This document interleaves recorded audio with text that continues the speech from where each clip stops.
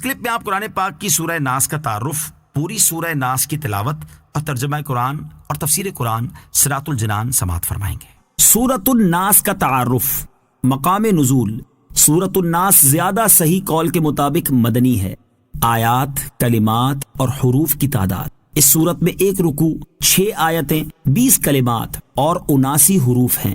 الناس نام رکھنے کی وجہ: عربی میں انسانوں کو الناس کہتے ہیں اور اس سورت کی پہلی آیت میں یہ لفظ موجود ہے، اس مناسبت سے اسے سورۃ الناس کہتے ہیں۔ سورۃ الناس کے مضامین: اس سورہ مبارکہ میں ان جنات اور انسانوں سے اللہ تعالیٰ کی پناہ مانگنے کی تعلیم دی گئی ہے جو لوگوں کے دلوں میں وسوسے ڈالتے ہیں۔ سورہ فلق کے ساتھ مناسبت: سورۃ الناس کی اپنے سے ماقبل سورت فلق کے ساتھ مناسبت یہ ہے کہ سورہ فلق میں ظاہری شر سے اللہ تعالیٰ کی پناہ مانگنے کی تعلیم دی گئی تھی اور اس سورت میں خفیہ شر سے اللہ تعالیٰ کی پناہ مانگنے کی تعلیم دی گئی ہے۔ بسم اللہ الرحمن الرحیم۔ ترجمہ: اللہ کے نام سے شروع جو نہایت مہربان رحمت والا ہے۔ قل اعوذ برب الناس، ملک الناس، الہ الناس، من شر الوسواس الخناس، الذي يوسوس في صدور الناس من الجنة والناس۔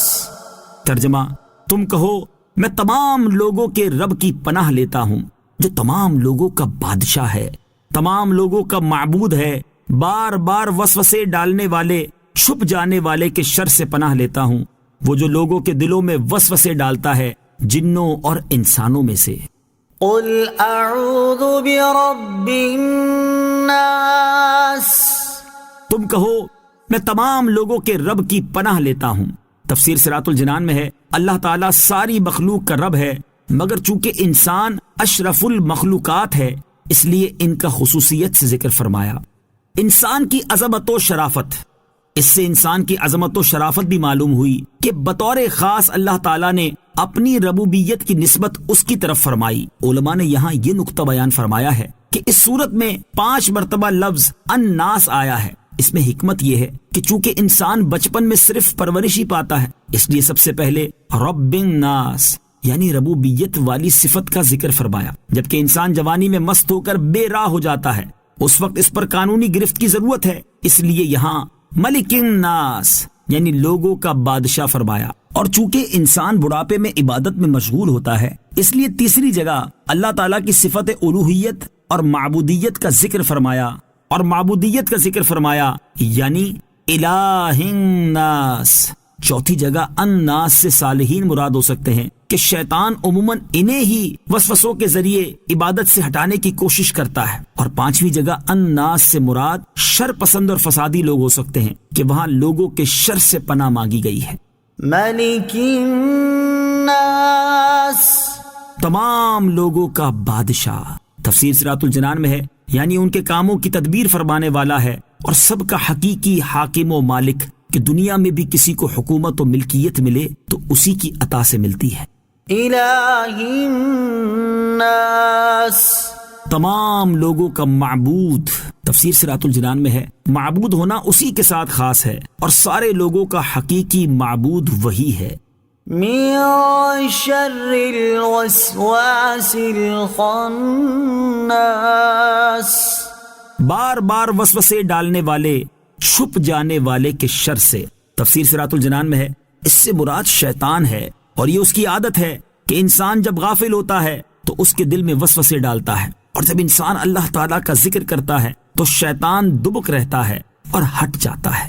وسوسہ اور الہام میں فرق: یاد رہے کہ برے خیال کو وسوسہ کہا جاتا ہے جبکہ اچھے خیالات کو الہام۔ وسوسہ شیطان کی طرف سے ہے لہٰذا اس پر لا حول پڑھنی چاہیے، اور الہام فرشتے کے ذریعے اللہ تعالیٰ کی طرف سے ہوتا ہے اس لیے اس پر اللہ تعالیٰ کا شکر کرنا چاہیے۔ نفس امارہ کے غلبے میں وسوسے زیادہ ہوتے ہیں جبکہ نفس مطمئنہ کے غلبے میں الہام زیادہ۔ شیطان ہمارا ایسا دشمن ہے جو ہمیں نظر نہیں آتا یعنی وہ ہمیں دیکھتا ہے اور ہم اسے نہیں دیکھتے، لہٰذا اس طاقت والے رب عز و جل کی پناہ مانگو جو اسے دیکھتا ہے اور وہ رب عز و جل کو نہیں دیکھتا۔ قوی دشمن سے قوی رب عز و جل کی پناہ مانگو۔ الذي يوسوس في صدور الناس، وہ جو لوگوں کے دلوں میں وسوسے ڈالتے ہیں، یعنی شیطان زبان و آواز سے نہیں بہکاتا بلکہ براہ راست دل میں اثر ڈالتا ہے، بری چیز کو اچھی کر دکھاتا ہے، خود دشمن ہے مگر دوستی کے لباس میں آتا ہے، پھر جیسا انسان ہو ویسا ہی اسے وسوسہ ڈالتا ہے۔ من الجنة والناس، جنوں اور انسانوں میں سے۔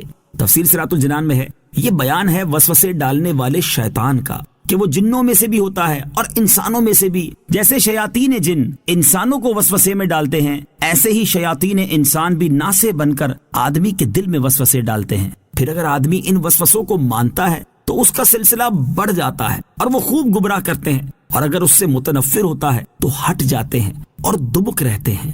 جنوں اور انسانوں کے شیاطین سے پناہ مانگے۔